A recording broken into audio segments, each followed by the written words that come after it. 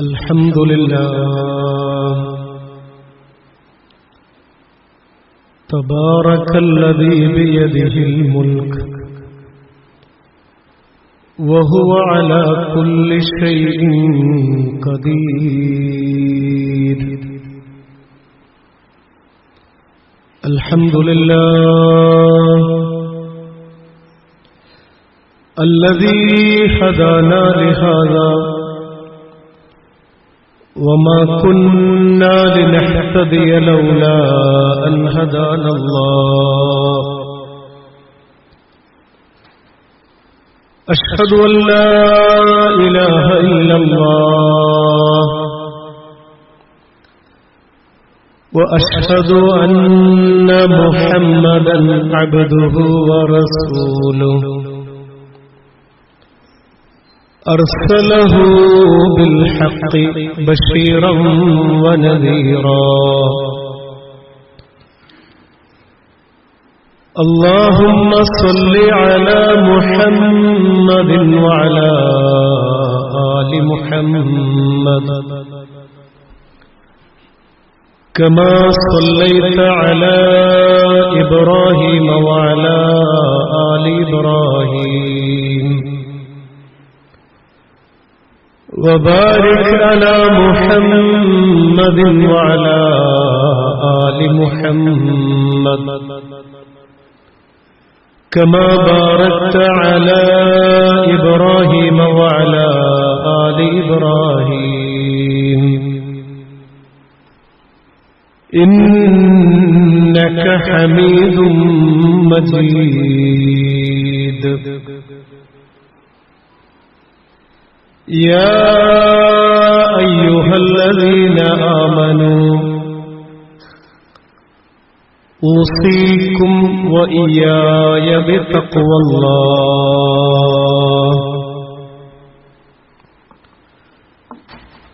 أعوذ بالله من الشيطان الرجيم. بسم الله الرحمن الرحيم.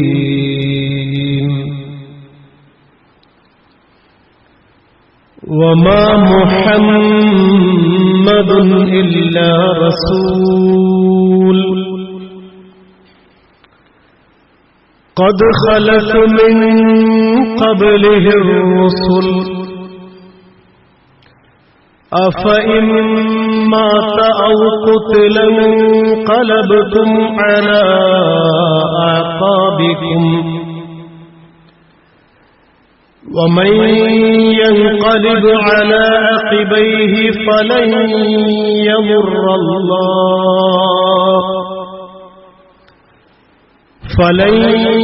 يضر الله شيئا وسيجزي الله الشاكرين.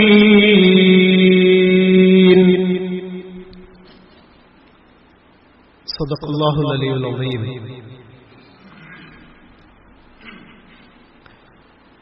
إن أريد إلا الإصلاح ما استطعت وما توفيقي إلا بالله عليه توكلت وإليه أنيب. لا حول ولا قوة إلا بالله. ബഹുമാന്യരായ സഹോദരന്മാരെ, സഹോദരികളെ, അല്ലാഹുവിനോട് തഖ്വയുള്ളവരായി ജീവിക്കണമെന്ന് എല്ലാവരെയും ആദ്യമായി ഓർമ്മിപ്പിക്കുകയാണ്. കരുണാമയനായ അല്ലാഹു സുബ്ഹാനഹു വ തആല ജീവിതത്തിന്റെ എല്ലാ സന്ദർഭങ്ങളിലും അല്ലാഹുവിനോട് തഖ്വയുള്ളവരിൽ, അവനോടും അവന്റെ തിരുദൂതരോടും സ്നേഹമുള്ളവരിൽ നമ്മെ എല്ലാവരെയും ഉൾപ്പെടുത്തി അനുഗ്രഹിക്കുമാറാകട്ടെ.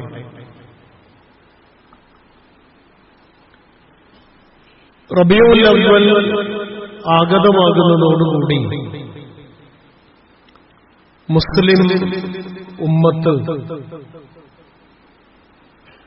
മീലാദാഘോഷത്തിന്റെ വർണ്ണപ്പകിട്ടുകൾ തീർത്തുകൊണ്ട് റസൂലുള്ളാഹി സ്വല്ലല്ലാഹു അലൈഹി വസല്ലമയെ അനുസ്മരിക്കാൻ തുടങ്ങും. യഥാർത്ഥത്തിൽ മുഹമ്മദുർ റസൂലുള്ളാഹ് എന്ന കലിമ നമ്മുടെ എല്ലാവരുടെയും ജീവിത വിജയത്തിന്റെ ആധാരമായ കലിമയാണ്. നമ്മുടെ ഓരോരുത്തരുടെയും ജീവിതം വിജയിക്കുന്നതും പരാജയപ്പെടുന്നതും മുഹമ്മദ് റസൂലുള്ളാഹ് എന്ന കലിമയോടുള്ള നമ്മുടെ സമീപനത്തിന്റെ അടിസ്ഥാനത്തിലാണ്. ഇത് വളരെ ഗൗരവപ്പെട്ട ഒരു വിഷയമാണ്. ഇമാം മുസ്ലിം റിപ്പോർട്ട് ചെയ്യുന്ന ഒരു സംഭവമുണ്ട്. അംർ ഇബ്നു ആസ് റളിയല്ലാഹു അൻഹു അദ്ദേഹം പ്രവാചകനോട് വലിയ സ്നേഹമുള്ള ഒരു വ്യക്തിയായിരുന്നു. മരണാസന്നനായി കിടക്കുന്ന അംർ ഇബ്നു ആസ് റളിയല്ലാഹു അൻഹു തന്റെ കിടക്കപ്പായയുടെ അറ്റത്ത് കിടന്ന് മരണത്തെ മുഖാമുഖം കാണുന്നൊരു വേളയിൽ അങ്ങേയറ്റം സങ്കടപ്പെടുകയും പ്രയാസപ്പെടുകയും ചെയ്യുകയാണ്. അംർ ഇബ്നു ആസ് റളിയല്ലാഹു അൻഹുവിന്റെ മകൻ ചോദിച്ചു, പ്രിയപ്പെട്ട പിതാവേ, അങ്ങയുടെ പ്രയാസം എന്താണ്? അങ്ങയെ വേദനിപ്പിക്കുന്ന, അങ്ങയ്ക്ക് വ്യഥയുണ്ടാക്കുന്ന കാര്യം എന്താണ്? എന്തെങ്കിലും അലട്ടലുകളോ വിഷമമോ അങ്ങയ്ക്കുണ്ടോ? അംർ ഇബ്നു ആസ് റളിയല്ലാഹു അൻഹു പ്രിയപ്പെട്ട മകനോട് പറഞ്ഞു, മോനെ, ഏതൊരു മനുഷ്യന്റെയും വിജയത്തിന്റെ അടിസ്ഥാനം ലാ ഇലാഹ ഇല്ലല്ലാഹ് മുഹമ്മദ് റസൂലുള്ളാഹ് എന്ന കലിമയാണ്. മോനെ, നിന്റെ പിതാവിനെ സംബന്ധിച്ചിടത്തോളം മുഹമ്മദ് റസൂലുള്ളാഹ് എന്ന കലിമയുമായി ബന്ധപ്പെട്ട് 3 ഘട്ടങ്ങളാണ് ഉണ്ടായിട്ടുള്ളത്. ഒന്നാമത്തെ ഘട്ടത്തിൽ നിന്റെ പിതാവിന് റസൂലുള്ളാഹി സ്വല്ലല്ലാഹു അലൈഹി വസല്ലമയോടും അവിടുന്ന് കൊണ്ടുവന്നിട്ടുള്ള സന്ദേശത്തോടും അങ്ങേയറ്റത്തെ വെറുപ്പായിരുന്നു. എങ്ങനെയും പ്രവാചകനെ ഇല്ലാതാക്കണം എന്നതായിരുന്നു എന്റെ ആഗ്രഹം. അതുകൊണ്ട് തന്നെ ആ കലിമക്കെതിരെ അതിശക്തമായി നിലയുറപ്പിക്കാൻ, ആ കലിമയെ പരാജയപ്പെടുത്താൻ എന്റെ എല്ലാ അധ്വാന പരിശ്രമവും ഞാൻ നിർവഹിച്ചു. മോനെ, അല്ലാഹുവിന്റെ അപാരമായ അനുഗ്രഹത്താൽ രണ്ടാമത് ഒരു ഘട്ടത്തിൽ ഹബീബായ നബിയുടെ കൈപിടിച്ചുകൊണ്ട് ആ സത്യസന്ദേശത്തെ ഉൾക്കൊള്ളാൻ എനിക്ക് കഴിഞ്ഞു. നബിയോടൊപ്പം ഈ കലിമയുടെ വിജയത്തിന് വേണ്ടി ഞാൻ ധാരാളമായി പ്രയത്നിച്ചു.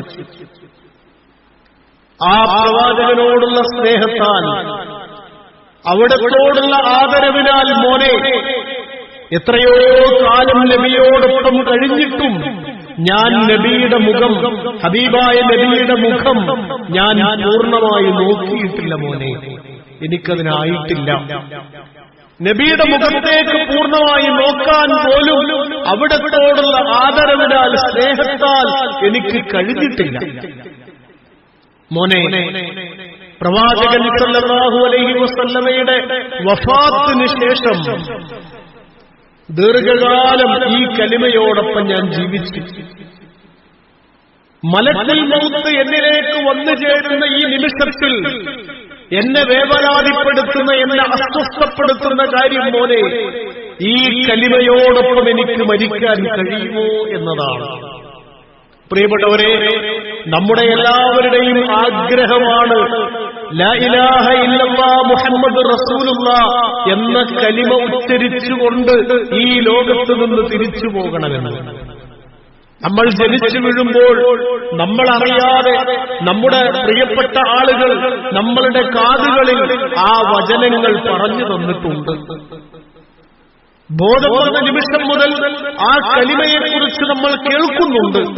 ഇനി മരണത്തിന്റെ അവസാന അലക്കത്തിൽ ആ കലിമ നമ്മളോടൊപ്പം ഉണ്ടാകുമോ? അത് നമ്മുടെ ജീവിതം വിജയിക്കുന്നതിന്റെ ആധാരമാണ്. റബീഉൽ അവ്വൽ വരുമ്പോൾ മാത്രം ഓർമ്മിക്കാനുള്ള ഒരു കലിമയല്ല മുഹമ്മദ് റസൂലുള്ളാഹ് എന്ന കലിമ, മറിച്ച് ജീവിതത്തിന്റെ ഓരോ സന്ദർഭങ്ങളിലും ആ കലിമ നമ്മളോടൊപ്പം ഉണ്ടാകേണ്ടത് തന്നെയാണ്.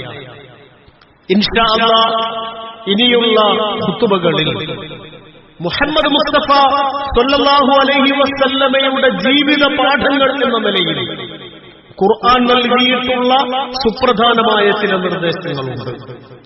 പ്രവാചകന്റെ ജീവിതത്തിലൂടെയാണ്, റസൂലുള്ളാഹിയുടെ ജീവിതം മുന്നിൽ വെച്ചുകൊണ്ടാണ് ഖുർആൻ എനിക്കും നിങ്ങൾക്കും അത്തരത്തിലുള്ള നിർദ്ദേശങ്ങൾ നൽകുന്നത്.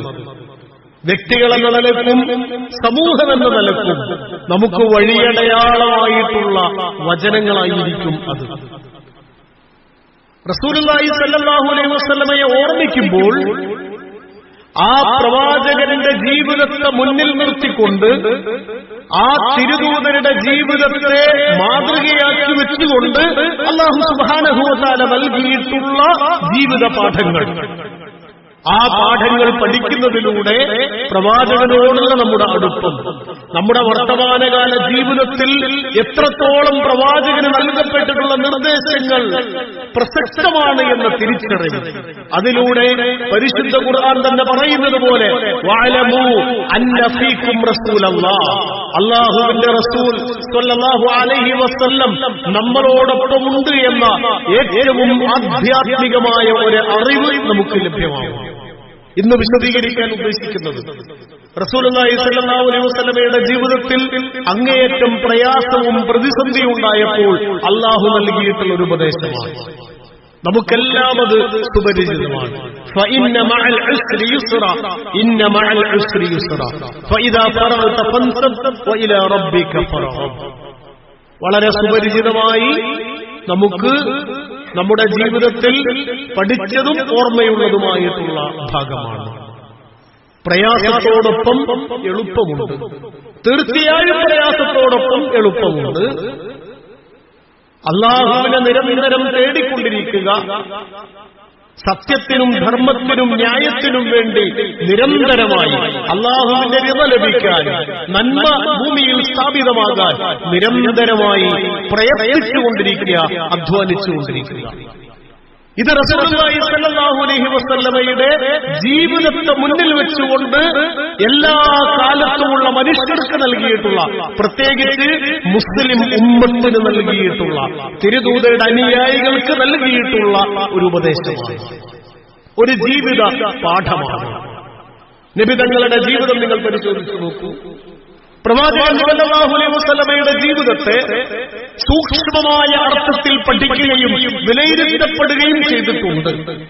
അങ്ങനെയുള്ള ചില പണ്ഡിതന്മാർ പറയുന്നത് നബിയുടെ ജീവിതം 3 ഘട്ടമായിരുന്നു എന്നാണ്. ഒന്നാമത്തെ ഘട്ടം എന്ന് പറയുന്നത് നുബുവത്തിന് മുമ്പുള്ള ഒരു ഘട്ടമാണ്. അസ്വാദിഖ് അൽ അമീൻ എന്നൊക്കെ പറയപ്പെട്ടിട്ടുള്ള വളരെ പ്രിവിലേജ്ഡ് ആയിട്ടുള്ള ഒരു ജീവിതം. വ്യവസായ പ്രമുഖയായ ഖദീജ റളിയല്ലാഹു അൻഹയുടെ പ്രിയതമൻ, ഭർത്താവ് എന്ന നിലയിലും, മക്കയിലെ ഏറ്റവും കുലീന കുടുംബത്തിൽപ്പെട്ടയാൾ എന്ന നിലയിലും, എല്ലാവരുടെയും പ്രശ്നങ്ങൾ പരിഹരിക്കാനുള്ള വളരെ പ്രധാനപ്പെട്ട സിദ്ധിയുള്ള ഒരാൾ എന്ന നിലയിൽ, വളരെ സന്തോഷകരമായിട്ടുള്ള, ആഹ്ലാദകരമായിട്ടുള്ള, നബിയുടെ ചെറുപ്പകാലം ദാരിദ്ര്യവും പട്ടിണിയും അനാഥത്വവും നിറഞ്ഞതാണ് എങ്കിലും പിന്നീടങ്ങോട്ട് 40ാമത്തെ വയസ്സാകുമ്പോഴത്തേക്ക് ആരും കൊതിക്കുന്ന ജീവിതമായിരുന്നു നബിക്കുണ്ടായിരുന്നത്. നബിയുടെ ജീവിതത്തിലെ ഒരു ഘട്ടമെന്ന് പറയുന്നത്, സുപ്രധാനമായ ഒരു ഘട്ടമെന്ന് പറയുന്നത് അതാണ്. സർവരാലും ആദരിക്കപ്പെടുന്ന, എല്ലാവരും നബിയെ ആദരിച്ചുകൊണ്ടിരുന്ന നബിയുടെ ജീവിതം സ്വപ്നസമാനം അലങ്കാരങ്ങൾ നിറഞ്ഞ ഒരു ജീവിതമായിരുന്നു അന്ന്. രണ്ടാമത്തെ ഒരു ഘട്ടം എന്ന് പറയുന്നത് നുബുവത്തിന്റെ ഒരു ഘട്ടമാണ്. നസല ബിഹി റൂഹുൽ അമീൻ അലാ ഖൽബിക്. റൂഹുൽ അമീനായ ജിബ്രീലിൽ നിന്ന് അൽ-അമീനായ റസൂലുള്ളാഹിയുടെ ഹൃദയത്തിലേക്ക് ഒഴുകിപ്പരന്നിട്ടുള്ള ഖുർആനിന്റെ വചനങ്ങൾ, നുബുവത്തിന്റെ ഇരടികൾ റസൂലുള്ളാഹിയിലേക്ക് എത്തുന്നതോടുകൂടി, വഹീ നബിതങ്ങൾക്ക് എത്തിച്ചേരുന്നതോടുകൂടി വെറുപ്പിന്റെ, വിദ്വേഷത്തിന്റെ, എതിർപ്പുകളുടെ, പ്രതിസന്ധികളുടെ, ആക്ഷേപങ്ങളുടെ, പരിഹാസങ്ങളുടെ, പീഡനങ്ങളുടെ ഒരു കാലം ആരംഭിക്കുകയാണ്. ഓരോ വീടുകളിൽ നിന്നും പരിശുദ്ധ ഖുർആനിൽ സൂറത്തുൽ മുൽക്കിലെ അവസാന ഭാഗത്ത് ഇങ്ങനെ ഒരു ആയത്തുണ്ട്: ഖുൽ അറഅയ്തും ഇൻ അഹ്ലകനി അല്ലാഹു വമൻ മഅയ ഔ റഹിമനാ. പ്രവാചകരെ, അങ്ങയെ നശിപ്പിക്കുകയോ അങ്ങയെ രക്ഷപ്പെടുത്തുകയോ ചെയ്താൽ സത്യനിഷേധികളായ ആളുകളോട് പറഞ്ഞു നോക്കൂ, അങ്ങയെ അല്ലാഹു ശപിക്കുകയോ അങ്ങയുടെ കൂടെയുള്ളവരെയും അങ്ങയെയും അല്ലാഹു ശപിക്കുകയോ രക്ഷപ്പെടുത്തുകയോ ചെയ്യാം. ഫമൻ യുജീറുൽ കാഫിരീന മിൻ അദാബിൻ അലീം. എന്നാൽ സത്യനിഷേധികൾക്ക് എന്തുകൊണ്ട് കാണുക? എന്താണ് അതിൽ കാര്യം?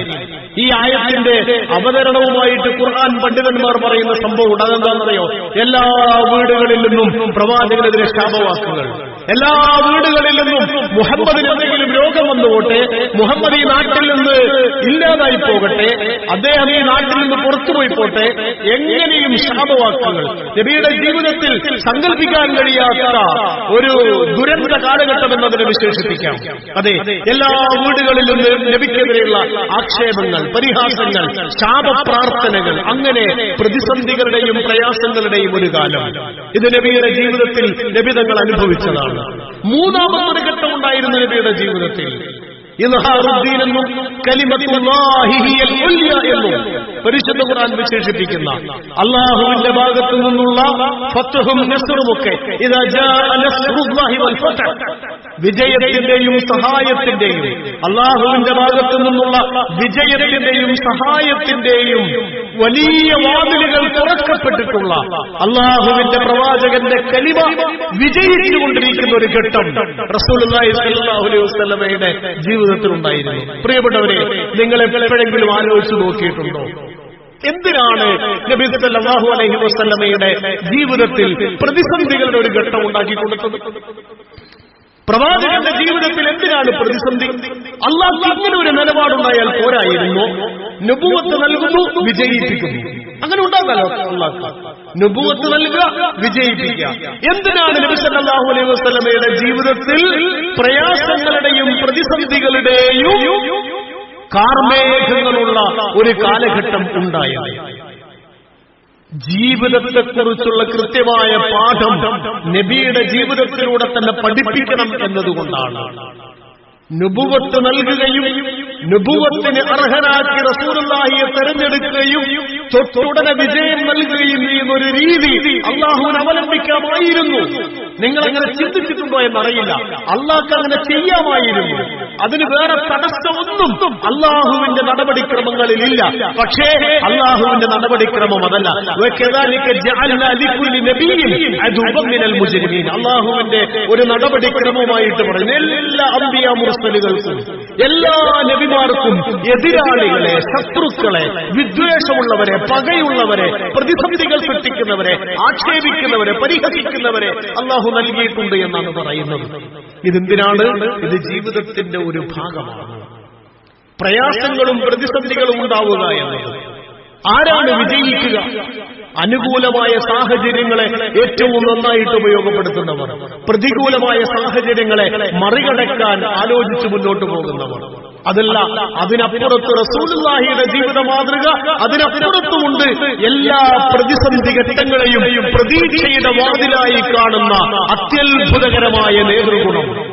റസൂലുള്ളാഹി സ്വല്ലല്ലാഹു അലൈഹി വസല്ലമയുടെ നേതൃഗുണത്തെക്കുറിച്ച് ഇന്ന് ലോകത്ത് ജീവിച്ചിരിക്കുന്ന ഏറ്റവും പ്രഗത്ഭനായ കോർപ്പറേറ്റ് ട്രെയിനർ ജോൺ അഡയർ പറയുന്നുണ്ട്, നബി സ്വല്ലല്ലാഹു അലൈഹി വസല്ലമയുടെ നബിതങ്ങളുടെ ജീവിതത്തിലെ ഏറ്റവും പ്രധാനപ്പെട്ട ഒരു കാര്യം ആ റസൂലുള്ളാഹിയുടെ ലീഡർഷിപ്പ് ക്വാളിറ്റി ആയിരുന്നു എന്നാണ്. ലീഡർഷിപ്പ് ക്വാളിറ്റി ലോകത്തുള്ള എല്ലാ ലീഡർമാരുടെയും ഗുണഗണങ്ങളെ വളരെ ആഴത്തിൽ വിശകലനം ചെയ്തുകൊണ്ട് ഇന്ന് ജീവിച്ചിരിക്കുന്ന ഏറ്റവും വലിയ കോർപ്പറേറ്റ് ട്രെയിനർ ജോൺ അഡയർ പറയുന്നു, റസൂൽ സല്ലല്ലാഹു അലൈഹി വസല്ലമയേക്കാൾ ജീവിതത്തെ പോസിറ്റീവായി ഇന്ന് നമ്മൾ ലോകത്ത് കേൾക്കുന്ന പുതിയൊരു കാര്യമാണ് പവർ ഓഫ് ഓപ്റ്റിമിസം എന്ന് പറയുന്നത്. അതായത് ഒരു പ്രതീക്ഷയുടെ ഒരു ശക്തി എന്ന് പറയുന്ന ഒരു കാര്യം, അത് ജീവശാസ്ത്രവുമായി ബന്ധിപ്പിക്കുന്നുണ്ട്, സമ്പദ്ശാസ്ത്രവുമായി ബന്ധിപ്പിക്കുന്നുണ്ട്, രാഷ്ട്രീയമായ മാറ്റങ്ങളുമായി ബന്ധപ്പെടുന്നുണ്ട്. ഇതെല്ലാമായി ബന്ധപ്പെടുന്ന ഒരു കാര്യത്തെ റസൂലുള്ളാഹി സ്വല്ലല്ലാഹു അലൈഹി വസല്ലമ അവിടുത്തെ ജീവിതവുമായി ബന്ധപ്പെട്ട് പഠിപ്പിച്ചു എന്നാണ് പറയുന്നത്. റസൂൽ സല്ലല്ലാഹു അലൈഹി വസല്ലമയുടെ ജീവിതത്തിലൂടെ അല്ലാഹു സുബ്ഹാനഹു വ തആല പ്രതിസന്ധികളെ എങ്ങനെ മറികടന്നു പോകാൻ കഴിയണം എന്ന് പറയുകയാണ്. യഥാർത്ഥത്തിൽ പ്രതിസന്ധികളാണ്. എന്തിനാണ് പ്രതിസന്ധി? ഖുർആൻ പണ്ഡിതന്മാർ പറയുന്ന ഒരു കാര്യമുണ്ട്. എന്താണ് മനുഷ്യ ജീവിതത്തിൽ പ്രതിസന്ധികളും പ്രതിബന്ധങ്ങളും സൃഷ്ടിക്കുന്നതിന്റെ ഹിക്മത്ത്? അല്ലാഹുക്ക് മനുഷ്യനെ ദ്രോഹിക്കലാണോ? ഇപ്പൊ ഈ ഇരിക്കുന്ന മനുഷ്യന്മാർക്ക് തന്നെ നമ്മളിപ്പോ ഇങ്ങനെ കാണുന്നത് പോലെ ആയിരിക്കില്ലല്ലോ ആളുകളുടെ ജീവിതം. ഈ കാണുന്നതിനപ്പുറത്തും ജീവിതം ഉണ്ടാവൂലേ? എന്തെല്ലാം പ്രയാസങ്ങൾ, എന്തെല്ലാം അലട്ടലുകൾ ആളുകളുടെ ഉള്ളിലുണ്ടാകും. പറയാൻ പറ്റുന്ന അലട്ടലുകൾ ഉണ്ടാകും, പറയാൻ പറ്റാത്ത കാര്യങ്ങളുണ്ടാകും, ആളുകൾ അറിയുന്നതുണ്ടാവും, അറിയാത്തതുണ്ടാകും. ഏറ്റവും അടുത്ത ആളുകൾക്ക് പോലും ഒരിക്കലും കണ്ടെത്താൻ കഴിയാത്ത വേദനകളുമായിട്ടായിരിക്കാം ഒരുപക്ഷെ മനുഷ്യൻ ജീവിക്കുന്നത്. പ്രിയപ്പെട്ടവരെ, നിങ്ങൾ ആലോചിച്ചു നോക്കിയിട്ടുണ്ടോ എന്തിനാണ് പ്രതിസന്ധികളുടെയും പ്രയാസം? ഹബീബായ നബിതങ്ങളുടെ ജീവിതത്തിൽ പോലും അല്ലാഹു എന്തിനാണ് പ്രയാസങ്ങൾ സൃഷ്ടിച്ചത്? എന്തിനാണ് പ്രതിബന്ധങ്ങൾ സൃഷ്ടിച്ചത്? അതിനെക്കുറിച്ച് ഖുർആൻ പണ്ഡിതന്മാർ, ഇസ്ലാമിക പണ്ഡിതന്മാർ നൽകുന്ന ഒരു മറുപടി, അതിന്റെ ഹിക്മത്ത്, അതിന്റെ യുക്തി എന്താണെന്ന് ചോദിച്ചാൽ, മനുഷ്യന്റെ അകത്ത് കിടക്കുന്ന അപരിമേയമായ, നിർണയിക്കാൻ കഴിയാത്ത, അനിർവചനീയമായ ക്വാളിറ്റി, അനിർവചനീയമായ സിദ്ധികൾ പുറത്തേക്ക് വരുന്നത് പ്രതിസന്ധികളിൽ നിന്നും പ്രയാസങ്ങളിൽ നിന്നുമാണ് എന്നാണ്. അപ്പൊ വേണമെന്ന് ഒരാൾക്ക് ചോദിക്കാം, പ്രതിസന്ധികളുടെയും പ്രയാസങ്ങളുടെയും മുമ്പിൽ തകർന്നു പോകുന്നവരില്ലേ? തീർച്ചയായും പ്രതിസന്ധികളുടെയും പ്രയാസങ്ങളുടെയും മുമ്പിൽ തകർന്നു പോകുന്നവരുണ്ട്. അവർ ഈ മനുഷ്യന്റെ ജനിതകമായിട്ടുള്ള, മനുഷ്യന്റെ അകത്ത് അല്ലാഹു ഉണ്ടാക്കിയിട്ടുള്ള ഈ സിദ്ധിയെ തിരിച്ചറിയാത്തവരാണ് എന്നാണ്. അത് തിരിച്ചറിയാൻ പഠിപ്പിച്ചു എന്നതാണ് റസൂലുള്ളാഹി സ്വല്ലല്ലാഹു അലൈഹി വസല്ലമയുടെ ഏറ്റവും വലിയ പ്രത്യേകത. തിരുദൂതരെ നമ്മൾ വായിക്കുമ്പോ, റസൂലുള്ളാഹിയെ നമ്മൾ അനുസ്മരിക്കുമ്പോ, നമ്മുടെ ജീവിതത്തിന് പ്രയോജനകരമായ കാര്യങ്ങളിനോട് കൂടി വേണം അനുസ്മരിക്കാൻ. അല്ലെങ്കിൽ പ്രിയപ്പെട്ടവരെ, റസൂലുള്ളാഹി അനുസ്മരിക്കുന്നത് കൊണ്ട് എന്ത് കാര്യം? സാധാരണ പറയുന്നത് പോലെ അങ്ങനെ പള്ളിച്ചോറും പള്ളിക്കറി പന്ന് മാത്രം തന്നെ കിട്ടുന്നത് അല്ലേ? ഇപ്പൊ അതിന്റെ ബിസിനസ് ആക്കിയിട്ടുണ്ട്. കാരണം അതിന്റെ പ്രത്യേക ടേസ്റ്റ്, അതിന്റെ പ്രത്യേക ചേരുവകൾ, അപ്പൊ അതൊരു കച്ചവടമാക്കി മാറ്റി. ഇനി അന്ന് മാത്രം നേർച്ചച്ചോറ് എന്നുള്ള രീതിയിൽ തിന്നുക, അങ്ങനെ ഉണ്ടാവോ? ഈ ലോകത്ത് അത്ഭുതപ്പെടുത്തിയ ഒരു മഹാമനീഷിയുടെ, ഒരു മഹാമനുഷ്യന്റെ ജനനത്തെക്കുറിച്ച് ഓർക്കുമ്പോൾ കേവലമായ ഭക്ഷണ പദാർത്ഥങ്ങളിലും അതിന്റെ രുചിയിലും മാത്രം, അല്ലെങ്കിൽ വർണ്ണപ്പകിട്ടായിട്ടുള്ള തോരണങ്ങളിൽ മാത്രം ഒതുങ്ങിപ്പോകുന്ന ഒരു മഹാമനീഷി, അത് എത്രമേൽ നിസ്സാരമാണ് പ്രിയപ്പെട്ടവരെ. അങ്ങനെയല്ലല്ലോ നബിതങ്ങൾ, അങ്ങനെയല്ലല്ലോ നമ്മൾ കാണേണ്ടത്. യഥാർത്ഥത്തിൽ റസൂലുള്ളാഹിയുടെ ജീവിതം മുന്നിൽ വെച്ചുകൊണ്ട് അല്ലാഹു നൽകിയിട്ടുള്ള പാഠങ്ങൾക്ക് നിലവിലുള്ള വർത്തമാനകാല ജീവിതത്തിൽ നമുക്ക് വല്ല പാഠങ്ങളുണ്ടോ എന്നന്വേഷിക്കുന്നിടത്ത് റസൂൽ സല്ലല്ലാഹു അലൈഹി വസല്ലമയെ മറക്കാൻ പിന്നെ നമുക്കാകില്ല. പ്രവാചകനെ ഓർമ്മിക്കാൻ പിന്നെ ഉത്ബോധനങ്ങൾ ആവശ്യമായി വരികയില്ല. പ്രവാചകനെ ഓർമ്മിപ്പിക്കാൻ ഉപദേശങ്ങൾ, ഉത്ബോധനങ്ങൾ ആവശ്യമായി വരികയില്ല. നമ്മുടെ ഉള്ളിൽ നിന്ന് തന്നെ ഹബീബായ നബിതങ്ങളെ കുറിച്ചുള്ള സ്നേഹവും ആദരവും ഒക്കെ ഉണ്ടായി വന്നുകൊണ്ടിരിക്കും. അതുതന്നെയാണ് യഥാർത്ഥത്തിലുള്ള പ്രവാചക സ്നേഹം എന്ന് പറയുന്നത്. അപ്പോ നബി സല്ലല്ലാഹു അലൈഹി വസല്ലമയെ നമ്മുടെ ജീവിതവുമായി ബന്ധപ്പെട്ടുകൊണ്ട് തിരിച്ചറിയാൻ നമുക്ക് കഴിയണം. പ്രതിസന്ധികളെ എങ്ങനെയാണ് ഖുർആൻ വിശദീകരിക്കുന്നത് എന്ന് നബി സല്ലല്ലാഹു അലൈഹി വസല്ലമയുടെ ജീവിതത്തിലെ ഏറ്റവും പ്രധാന പ്രധാനപ്പെട്ട ഒരു അധ്യായം എടുത്തുകൊണ്ട് പറയുന്നുണ്ട്. ഉഹദിന്റെ രണാങ്കണമാണ് രംഗം. നമുക്കൊക്കെ അറിയാം. ഒരു ഖുറൈശി മുശ്രിക് വലിയൊരു പാറക്കല്ലെടുത്ത് പ്രവാചകൻ നിൽക്കുന്നിടത്തേക്ക് വലിച്ചെറിയുകയാണ്. റസൂൽ സല്ലല്ലാഹു അലൈഹി വസല്ലമയുടെ മുഖത്തും ശരീരഭാഗങ്ങളിലും അത് കൊണ്ടു എന്നായപ്പോ പ്രവാചകൻ മറിഞ്ഞു വീഴുന്നു. അപ്പൊ ആ മനുഷ്യൻ വിളിച്ചു പറഞ്ഞു, മുഹമ്മദ് കൊല്ലപ്പെട്ടിരിക്കുന്നു. നിങ്ങൾ ആലോചിച്ചു നോക്കൂ, പ്രവാചകൻ ജീവിച്ചിരിക്കുന്ന സന്ദർഭത്തിൽ പ്രവാചകന്റെ കൂടെ യുദ്ധത്തിനിറങ്ങിയിട്ടുള്ള ആളുകൾ, പ്രഗത്ഭരായ സ്വഹാബിമാർ, അവരൊക്കെ കേൾക്കുകയാണ് മുഹമ്മദ് സല്ലല്ലാഹു അലൈഹി വസല്ലമ കൊല്ലപ്പെട്ടിരിക്കുന്നു. അതിന്റെ ഒരു പ്രതിസന്ധിയുടെ ആഴം ആലോചിച്ചു നോക്കേണ്ടത്. എത്ര ഭയാനകമായിരിക്കും ആ പ്രതിസന്ധിയുടെ ആഴം. അതെ, അവരിൽ അത് പ്രകടമായി. പല പ്രഗത്ഭരായ സ്വഹാബികളും വാള് താഴെ വെച്ചു, അമ്പ് താഴെ വെച്ചു. അവര് പറഞ്ഞു, നബി കൊല്ലപ്പെട്ടാൽ പിന്നെ എന്ത് യുദ്ധം, ഇനി എന്ത് യുദ്ധം, ഇനി എന്ത് വിജയം. ശത്രുക്കൾക്ക് മേൽക്കൈയായി, ശത്രുക്കൾ വിജയിച്ചിരിക്കുന്നു. പ്രഗത്ഭരായ, ഒരുപക്ഷേ ആ പ്രഗത്ഭരായ സ്വഹാബിമാരോടുള്ള ആദരവുകൾ വല്ല രീതിയിലും കുറഞ്ഞു പോകരുത് എന്നതുകൊണ്ട് മാത്രം അവരുടെ പേരുകൾ പറയുന്നില്ല. അത്രയും പ്രഗത്ഭരായ സ്വഹാബിമാര് പോലും വാള് താഴെ വെച്ചുകൊണ്ട് നിഷ്പ്രഭരായിട്ടിരുന്നു പോവുകയാണ്. ഇതുപോലൊരു പ്രതിസന്ധി ഇസ്ലാമിക സമൂഹത്തിന് മുമ്പിലും വലിയ വലിയ പ്രതിസന്ധികൾക്ക് മുമ്പിലും അവർക്ക് വന്ന് നബിയോട് ചോദിച്ചാൽ നബി തങ്ങൾ കാര്യങ്ങൾ പറഞ്ഞു കൊടുക്കും. അവരുടെ പ്രശ്നം കഴിഞ്ഞു. പക്ഷേ ആരുടെ അടുത്തേക്കാണ് കാര്യങ്ങൾ കൊണ്ടുപോകേണ്ടത്? ആ ആൾ, അല്ലാഹുവിന്റെ വഹി കിട്ടുന്ന മനുഷ്യൻ മരിച്ചിരിക്കുന്നു, കൊല്ലപ്പെട്ടിരിക്കുന്നു. അള്ളാഹു ഇടപെടണ്ടേ? അള്ളാഹു ഇടപെട്ടു. അള്ളാഹു ഇടപെട്ടിട്ട് എന്താ പറയേണ്ടത് സ്വഹാബിമാരോട്? സ്വഹാബിമാരോട് പറയേണ്ടത്, ഇല്ല, മുഹമ്മദ് കൊല്ലപ്പെട്ടിട്ടില്ല, മുഹമ്മദ് കൊല്ലപ്പെടുകയുമില്ല എന്നല്ലേ പറയേണ്ടത്? എന്നാണല്ലോ ഹഖ് മാത്രം പറയുന്നത് റബ്ബ് പറയേണ്ടത്. പക്ഷെ റബ്ബ് എന്താ പറഞ്ഞു? നിങ്ങൾ ഖുർആൻ എടുത്ത് വായിച്ചു നോക്ക്. വമാ മുഹമ്മദുൻ ഇല്ലാ റസൂൽ. മുഹമ്മദ് കൊല്ലപ്പെട്ടു ഇല്ല എന്ന് പറഞ്ഞു, കൊല്ലപ്പെട്ടില്ല എന്ന് പറഞ്ഞു, കൊല്ലപ്പെട്ടു എന്ന് പറഞ്ഞു. മുഹമ്മദ് സല്ലല്ലാഹു അലൈഹി വസല്ലം കൊല്ലപ്പെട്ടു, ഇനി നിങ്ങൾ പേടിക്കണ്ട, ഞാനുണ്ട് എന്നാണോ പറഞ്ഞത്? അല്ല, മുഹമ്മദ് സല്ലല്ലാഹു അലൈഹി വസല്ലം കൊല്ലപ്പെട്ടിട്ടില്ല, കൊല്ലാൻ കഴിയില്ല, ഞാൻ രക്ഷിക്കും എന്നാണോ പറഞ്ഞത്? അല്ല. പ്രതിസന്ധികളെ കൈകാര്യം ചെയ്യുന്ന ഖുർആനിന്റെ ഒരു രീതി നോക്കൂ. വമാ മുഹമ്മദുൻ ഇല്ലാ റസൂൽ ഖദ് ഖലത് മിൻ ഖബലിഹി റുസുൽ അഫഇൻ മാത ഔ ഖുതില ഖലതും അലാ അഖാബികും. സുബ്ഹാനല്ലാഹ്. ഖുർആൻ എത്ര ഉജ്ജ്വലമായ ഒരു സാമൂഹ്യ ശാസ്ത്ര ഗ്രന്ഥമാണ്. ഖുർആൻ എത്ര ഉജ്ജ്വലമായ ഒരു സാമൂഹ്യ ശാസ്ത്ര പാഠങ്ങളാണ്. മുഹമ്മദ് അല്ലാഹുവിന്റെ ഒരു റസൂൽ മാത്രം. വമാ മുഹമ്മദുൻ ഇല്ലാ റസൂൽ ഖദ് ഖലത് മിൻ ഖബലിഹി റുസുൽ. എത്രയെത്ര നബിമാർ കടന്നുപോയി ലോകത്ത്. മുഹമ്മദ് കൊല്ലപ്പെടുകയോ മരിക്കുകയോ ചെയ്താൽ നിങ്ങൾ പിന്തിരിഞ്ഞു പോവുകയാണോ? നിങ്ങൾ പിന്തിരിഞ്ഞു പോവുകയാണോ? എങ്കിലറിയുക, നിങ്ങൾ പിന്തിരിയുന്നത് കൊണ്ട് അല്ലാഹുവിനൊരു നഷ്ടവുമില്ല. സുബ്ഹാനല്ലാഹ്. അവർ ഞെട്ടിത്തെരിച്ചു നിന്നുപോയി. അവരുടെ നില, അവരുടെ ഡ്യൂട്ടി, അവരെന്താണ് ചെയ്യേണ്ടത്, അവരാരായിരുന്നു എന്ന ഓർമ്മ അവരിലേക്ക് വരികയാണ്. ഖുർആൻ പ്രശ്നങ്ങളെ വിശകലനം ചെയ്യുന്ന രീതി ഇതാണ്.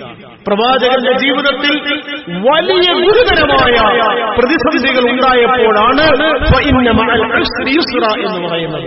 മൂന്ന് കാര്യങ്ങൾ ഇതിലൂടെ അല്ലാഹു സുബ്ഹാനഹു വ തആല പറയുന്നു എന്ന് ഹമീദുദ്ദീൻ ഫറാഹി എന്ന് പറയുന്ന ഖുർആൻ പണ്ഡിതൻ പറയുന്നുണ്ട്. മൂന്ന് കാര്യങ്ങൾ ഇതിലൂടെ അല്ലാഹു സുബ്ഹാനഹു വ തആല പറയുന്നു. ഒന്ന്, ഇത് ആവർത്തിക്കുന്നുണ്ടല്ലോ അല്ലാഹു. ഇന്ന മഅൽ ഉസ്രി യുസ്റ ഫഇന്ന മഅൽ ഉസ്രി യുസ്റ. എന്താണ് പറയുന്നത്? പ്രയാസത്തോടൊപ്പം എളുപ്പമുണ്ട്. തീർച്ചയായും പ്രയാസത്തോടൊപ്പം എളുപ്പമുണ്ട്. എന്തിനാണ് ഇത് ആവർത്തിക്കുന്നത്? ചിലപ്പോൾ നമ്മൾ വായിക്കും, അതൊന്ന് ഊന്നിപ്പറയാൻ വേണ്ടിയിട്ട്, ഊന്നിപ്പറയണമല്ലോ, ശക്തിപ്പെടുത്തി പറയണമല്ലോ, അതിനു വേണ്ടിയിട്ടാണ്. അതിനു വേണ്ടിയിട്ട് മാത്രമല്ല. ഹമീദുദ്ദീൻ ഫറാഹി പറയുന്നു, മനുഷ്യ ജീവിതത്തിന്റെ സ്വഭാവം വ്യക്തമാക്കാനാണ്. ഒരു പ്രതിസന്ധി ഒരാൾ അതിജീവിച്ചാൽ ഇനി ഒരിക്കലും പ്രതിസന്ധി വരികയില്ല എന്നല്ല, അത് ആവർത്തിക്കാം എന്നാണ്. ഒരു കച്ചവടക്കാരൻ അയാളുടെ കച്ചവടത്തിന്റെ പ്രതിസന്ധികളൊക്കെ മറികടന്ന് വിജയിച്ചു. ഇനി അയാൾക്ക് പ്രതിസന്ധികൾ വരികയില്ല എന്നല്ല. ഒരു വ്യക്തി അയാളുടെ ജീവിതത്തിൽ പല സ്വഭാവത്തിലുള്ള പ്രയാസങ്ങളെയും അയാൾ അഭിമുഖീകരിച്ചു. എന്നിട്ട് അയാൾ വിജയത്തിലേക്ക്, സമാധാനത്തിലേക്ക്, സന്തോഷത്തിലേക്ക് എത്തി. ഇനി ഒരിക്കലും ഉണ്ടാവുകയില്ല എന്നതല്ല ജീവിതത്തിന്റെ സ്വഭാവം. അത് ആവർത്തിക്കപ്പെടുമെന്ന് പരിചയപ്പെടുത്താനാണ്. പ്രതിസന്ധികൾ ആവർത്തിക്കപ്പെടുമെന്ന് പരിചയപ്പെടുത്താനാണ് അല്ലാഹു സുബ്ഹാനഹു വ തആല ഇത് ആവർത്തിച്ച് പറഞ്ഞത് എന്നാണ്. രണ്ടാമത്തത്, സാധാരണ നമ്മൾ പറയുന്ന ഒരു കാര്യമുണ്ട്. അതെന്താണ്? പ്രയാസം അതിൽ എളുപ്പമുണ്ട്, അങ്ങനല്ല എന്ന് പറയുന്നത്. പ്രയാസം കഴിഞ്ഞിട്ട് എളുപ്പമുണ്ടെന്നല്ല. പിന്നെയോ ഇന്ന മഅൽ ഉസ്രി യുസ്റാ, പ്രയാസത്തോടൊപ്പം തന്നെയാണ് എളുപ്പം എന്നാണ്. പ്രയാസം കഴിഞ്ഞിട്ട് എളുപ്പം വരുത്തില്ല. അങ്ങനെയാണെങ്കിൽ അങ്ങനെ അറബിയിൽ പറയാം, പ്രയാസം കഴിഞ്ഞിട്ട് എളുപ്പം വരുമെന്ന് പറയാം. അതിനൊക്കെ ഭാഷയിൽ മാർഗമുണ്ട്. പക്ഷേ അല്ലാഹു സുബ്ഹാനഹു വ തആല പറയുന്നത് ഇന്ന മഅൽ ഉസ്രി യുസ്റാ, പ്രയാസത്തോടൊപ്പം തന്നെയാണ് എളുപ്പമുള്ളത്. ഇനി നിങ്ങൾ ഈ പ്രയോഗത്തെ കുറിച്ച് പഠിച്ചു നോക്കൂ. അൽ ഉസ്ർ എന്നാണ്, അതായത് അറബി ഭാഷാ പ്രകാരം മഅരിഫയിലാണ് ഉസ്ർ എന്ന് പറയുന്നത്. യുസ്ർ എന്ന് പറയുന്നത് നക്കിറയിലാണ്. ഡെഫിനിറ്റ്, ഇൻഡെഫിനിറ്റ് എന്ന് പറയുന്നത് ഇംഗ്ലീഷിൽ സാധാരണ നമുക്ക് മനസ്സിലാക്കാൻ പറ്റുന്ന ഒരു കാര്യമാണ്. ഒരു കാര്യത്തെ മഅരിഫയിൽ പറയുക, അങ്ങനെ പറഞ്ഞാൽ അതാ ഒരു പ്രയാസമാണ്. അൽ ഉസ്ർ എന്ന് പറഞ്ഞ ഒറ്റ പ്രയാസമാണ്. പ്രയാസത്തെ ഒന്നാക്കി പറഞ്ഞു. യുസ്റിനെയോ എളുപ്പത്തെയോ അനേകായിരം എളുപ്പമായി പറഞ്ഞു. പ്രയാസത്തെ നമ്മൾ സാധാരണ എന്നാണ് പരിഭാഷപ്പെടുത്തുക, പ്രയാസം കഴിഞ്ഞാൽ എളുപ്പം. അങ്ങനല്ല. പ്രയാസം ഒന്നാണെങ്കിൽ അതിന്റെ എളുപ്പം അനേകായിരങ്ങളാണ് എന്നാണ് ഖുർആൻ പറയുന്നത്. അതുകൊണ്ടാണ് അത് നക്കിറയിൽ പറഞ്ഞത്. ഇൻഡെഫിനിറ്റ് ആയിട്ട് പറയുകയാണ്. ഏതിനെ? യുസ്റിനെ, എളുപ്പത്തെ. അപ്പൊ പ്രിയപ്പെട്ടവരെ, പ്രതിസന്ധിയിൽ തളർന്നു പോകാനുള്ളതല്ല മുസ്ലിമിന്റെ ജീവിതം. അത് സാമൂഹ്യമാണെങ്കിലും വ്യക്തിപരമാണെങ്കിലും ജീവിതാവസാനം വരെ പ്രതീക്ഷയോടുകൂടി അത് ജീവിതം നന്നാകുമെന്ന കാര്യത്തിലാണെങ്കിലും അതാണ് പ്രതിസന്ധികളെ സാധ്യതകളാക്കി മാറ്റിയതിന്റെ ചരിത്രമാണ് ഇസ്ലാമിന്റെ ചരിത്രം. പ്രതിസന്ധികളെ സാധ്യതകളാക്കി മാറ്റിയതിന്റെ ചരിത്രമാണ് ഇസ്ലാമിന്റെ ചരിത്രം. റസൂൽ സല്ലല്ലാഹു അലൈഹി വസല്ലമ വഫാത്താകുമ്പോൾ വലിയൊരു പ്രയാസമായിട്ടുണ്ടായിരുന്നത് മുസൈലിമത്തുൽ കദ്ദാബ് എന്ന് പറയുന്ന കള്ളപ്രവാചകനായിരുന്നു. അബൂബക്കർ സിദ്ദീഖ് റളിയല്ലാഹു അൻഹുവിന്റെ ഭരണകാലത്ത് വലിയൊരു യുദ്ധത്തിലൂടെ, യമാമയിൽ വെച്ച് നടന്ന യുദ്ധത്തിലൂടെ ധാരാളം ഹാഫിളുകളായ ഖുർആൻ പണ്ഡിതന്മാർ കൊല്ലപ്പെട്ടു.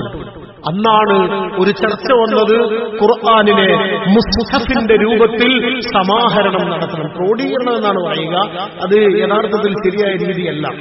ഖുർആൻ ക്രോഡീകരണം അബൂബക്കർ സിദ്ദീഖ് റളിയല്ലാഹു അൻഹു നടത്തിയിട്ടില്ല. മുസ്ഹഫ് രൂപത്തിൽ അതിനെ സമാഹരിക്കാനാണ് സിദ്ദീഖുൽ അക്ബർ റളിയല്ലാഹു അൻഹു ശ്രമിച്ചത്. അതാകട്ടെ ലോകത്തെ മഹാവിപ്ലവമായി മാറുകയും ചെയ്തു. കാരണം ഖുർആൻ എന്ന് പറയുന്ന ഈ മഹാ ആശയം മുസ്ഹഫ് രൂപത്തിലേക്ക് വരികയും അത് ലോകത്തിന്റെ എല്ലാ ഇടങ്ങളിലേക്കും എത്തുകയും ചെയ്തു. അതിന്റെ കാരണമെന്ത്? ഹാഫിളുകളായ ആളുകൾ കൊല്ലപ്പെട്ടു എന്നതാണ്. പ്രവാചകന്റെ വഫാത്തിന് ശേഷം നാല് ഖലീഫമാരുടെ ഖിലാഫത്തുർ റാഷിദയ്ക്ക് ശേഷം വളരെ പ്രധാനപ്പെട്ട രണ്ട് ഭരണകൂടങ്ങളുണ്ടായിരുന്നു. ഒന്ന് ഉമവി ഭരണകൂടവും മറ്റൊന്ന് അബ്ബാസി ഭരണകൂടവുമാണ്. ഉമവി ഭരണകൂടത്തിൽ നിന്ന് അബ്ബാസി ഭരണകൂടം അധികാരം പിടിച്ചെടുക്കുന്നു. എന്നിട്ട് അവരുടെ അധികാരത്തിന്റെ ആസ്ഥാനമായ ദമസ്കിൽ അബ്ബാസികൾ എന്ത് ചെയ്യുമെന്ന് ചോദിച്ചാൽ ഉമവികളിൽ അവശേഷിക്കുന്ന എല്ലാ ആളുകളെയും കൊല്ലാൻ തീരുമാനിക്കുന്നു. ഹിഷാമിന്റെ മകനായ ഉമവി ഖിലാഫത്തിലെ ഹിഷാമിന്റെ അവസാനത്തെ ഖലീഫയായ ഹിഷാമിന്റെ മകനായ അബ്ദുറഹ്മാൻ എന്ന് പറയുന്ന 19 വയസ്സുള്ള കുട്ടിയും അവന്റെ അനുജൻ 13 വയസ്സുള്ള ഒരു കുട്ടിയും രണ്ടുപേരും രക്ഷപ്പെട്ടു ഓടുകയാണ്. ഉമവി കുടുംബത്തിലെ അവസാന തലമുറയിൽപ്പെട്ട രണ്ട് കുട്ടികൾ 19ഉം 13ഉം വയസ്സുള്ള രണ്ട് കുട്ടികൾ ഓടി രക്ഷപ്പെടുകയാണ്. അബ്ബാസി പട്ടാളക്കാർ അവരെ തെരഞ്ഞുപിടിച്ച് നടക്കുന്നുണ്ട്. ഖബറിടങ്ങളിലടക്കം അവർ ഒളിച്ചുകൂടിയെന്ന് ചരിത്രം രേഖപ്പെടുത്തുന്നുണ്ട്. ഉമവികളെ മുഴുവൻ കൊന്നുകളയാൻ, ഉമവി ഖിലാഫത്തിലെ മുഴുവൻ ആളുകളെയും കൊന്നുകളയാൻ അബ്ബാസികൾ തീരുമാനിച്ചു.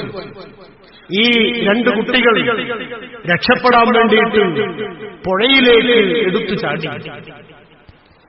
ഒരുവനെ അബ്ബാസി പട്ടാളം തിരിച്ചു വിളിച്ച് കൊന്നുകളഞ്ഞു. 19 വയസ്സുകാരൻ അബ്ദുറഹ്മാൻ ഫിലസ്തീനിലേക്ക് എത്തുകയും ഫിലസ്തീൻ വഴി ഈജിപ്തിലേക്കും ഈജിപ്ത് വഴി ആഫ്രിക്കയിലേക്കും ആഫ്രിക്ക വഴി സ്പെയിനിലേക്കും എത്തിച്ചേരുകയാണ്. നമ്മൾ മനസ്സിലാക്കണം, അദ്ദേഹം ചരിത്രത്തിൽ അറിയപ്പെടുന്നത് അബ്ദുറഹ്മാൻ ദാഖിൽ എന്നാണ്. സ്പെയിനിൽ ഇസ്ലാമിന്റെ വെളിച്ചമെത്തിക്കുന്നതിന്റെ പിന്നിലുള്ള നൂറ്റാണ്ടുകളോളം ഇസ്ലാമിന്റെ ഭരണം സ്പെയിനിൽ ഉണ്ടാവുകയും അതുവഴി ദീനിന്റെ ശബ്ദം യൂറോപ്പിലേക്ക് എത്തുകയും യൂറോപ്പിനെ വൈജ്ഞാനിക ഹൗസ് ഓഫ് വിസ്ഡം എന്ന് പറഞ്ഞൊരു പുസ്തകമുണ്ട്. യൂറോപ്പിൽ വിജ്ഞാനത്തിന്റെ വിസ്ഫോടനം ഉണ്ടായതിനെ കുറിച്ച് പറയുന്നതാണ്. സ്പെയിന് വഴിയാണ് ഈ ഒരു വിജ്ഞാനത്തിന്റെ പ്രവാഹം യൂറോപ്പിലേക്കുണ്ടായത് എന്നാണ്. അതിന് തുടക്കം കുറിച്ചതാകട്ടെ 19 വയസ്സുകാരനായ ഒരു കുട്ടിയുടെ, ഒരു കൗമാരക്കാരന്റെ അത്യധ്വാനം നിറഞ്ഞ, ലോകത്ത് മുഴുവൻ അബ്ബാസി ഖിലാഫത്ത് ഭരണം നടത്തുമ്പോൾ, മുസ്ലിം ലോകം മുഴുവൻ അബ്ബാസി ഖലീഫമാരുടെ ഭരണം നടത്തുമ്പോൾ സ്പെയിനിൽ ഉമവികളുടെ ഭരണമായിരുന്നു എന്ന് കൗതുകകരമായ കാര്യം ലോക ചരിത്രത്തിൽ കാണാം. അത് ഈ കുട്ടിയുടെ ഈ പ്രയത്ന ഫലമായിട്ടായിരുന്നു എന്ന് കാണാം. നിങ്ങൾ ആലോചിച്ചു നോക്കൂ, ഒരു പ്രതിസന്ധിയെ സാധ്യതയാക്കി മാറ്റും. ഏറ്റവും പുതുതായിട്ടുള്ള കാര്യം നിങ്ങൾ ആലോചിച്ചു നോക്കൂ.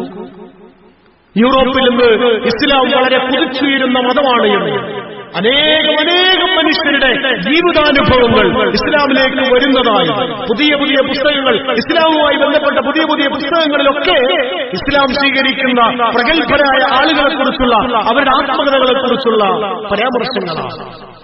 പ്രിയപ്പെട്ടവരെ, ഒരു കാലത്ത് അറബ് നാട്ടിൽ നിന്ന് പുറത്താക്കപ്പെട്ട ഇസ്ലാമിക പണ്ഡിതന്മാർ, അറബ് രാജ്യത്തിൽ നിന്ന് പുറത്താക്കപ്പെട്ട ഇസ്ലാമിക പണ്ഡിതന്മാർ മനസ്സോടെ അവരുടെ രാജ്യത്തിൽ നിന്ന് അവരെ പഠിച്ച് പുറത്താക്കിയപ്പോൾ അവർ പ്രവേശിച്ചത് യൂറോപ്പിന്റെ ചില നാടുകളിലായിരുന്നു. അവരുടെ പേരക്കുട്ടികളാണ് ഇന്ന് യൂറോപ്പിലെ ദായികളായിട്ട് അറിയപ്പെടുന്നത്. അള്ളാഹുവിന്റെ ഒരു നടപടിക്രമമുണ്ട് ദീനിനെ സംബന്ധിച്ച്. ഇന്ന് നമ്മൾ ജീവിക്കുന്ന രാജ്യത്തും ധാരാളം പ്രതിസന്ധികളുണ്ട്. പക്ഷേ ആ പ്രതിസന്ധികളെ കുറിച്ച് മാത്രം ആലോചിക്കാതെ ആ പ്രതിസന്ധിയെ മറികടക്കാനുള്ള വഴികളെ കുറിച്ചുകൂടി ചിന്തിക്കാൻ നമുക്ക് കഴിയണം. എപ്പോഴും സംഘപരിവാർ, അടിയന്തരാവസ്ഥ, കുഴപ്പം, അങ്ങനെയുള്ള കാര്യങ്ങൾ മാത്രം ചിന്തിക്കാതെ ഇതിനപ്പുറത്തേക്ക്, ഇതിനെ മറികടക്കുന്നതിനെ കുറിച്ച്, പ്രതീക്ഷയുള്ള ഒരു ലോകത്തെ കുറിച്ചുകൂടി ചിന്തിക്കാൻ നമുക്ക് കഴിയണം. അങ്ങനെയാകുമ്പോഴേ ക്രിയാത്മകമായി ലോകത്തെ സമീപിക്കുവാൻ നമുക്ക് കഴിയുകയും. അതുകൊണ്ടാണ് അല്ലാഹു പറയുന്നത്, ഒന്നിൽ നിന്ന് മറ്റൊന്നിലേക്കുള്ള പ്രയാണം, ഒരു പ്രയത്നത്തിൽ നിന്ന് മറ്റൊരു പ്രയത്നത്തിലേക്കുള്ള പ്രയാണം, അള്ളാഹുവിനെ തേടിക്കൊണ്ടുള്ള ആത്മീയതയുടെ, ആധ്യാത്മികതയുടെ കരുത്ത് സമ്പാദിച്ചുകൊണ്ട് ഒന്നിൽ നിന്ന് മറ്റൊന്നിലേക്കുള്ള പ്രതീക്ഷയോടുകൂടിയിട്ടുള്ള പ്രയത്നങ്ങളും പ്രയാണങ്ങളും. ഇതായിരിക്കണം ഒരു മുസ്ലിമിന്റെ ജീവിതം. റസൂലുള്ളാഹി സ്വല്ലല്ലാഹു അലൈഹി വസല്ലം ഹബീബായ നബി തങ്ങൾ അവിടുത്തെ ജീവിതത്തിലൂടെ ഈ ഒരു മാതൃക നമുക്ക് കാണിച്ചു തരികയാണ്. അല്ലാഹു സുബ്ഹാനഹു വ തആല കാര്യങ്ങൾ യഥാവിധി ഉൾക്കൊള്ളുവാൻ നമ്മെ എല്ലാവരെയും തുണക്കുമാറാകട്ടെ. അഖൂലു ഖൗലി ഹാദാ അസ്തഗ്ഫിറുല്ലാഹ ലി വലക്കും വലിജമീഅൽ മുസ്ലിമീന വൽ മുസ്ലിമാത്ത് ഇന്നഹു ഹുവൽ ഗഫൂറുർ റഹീം.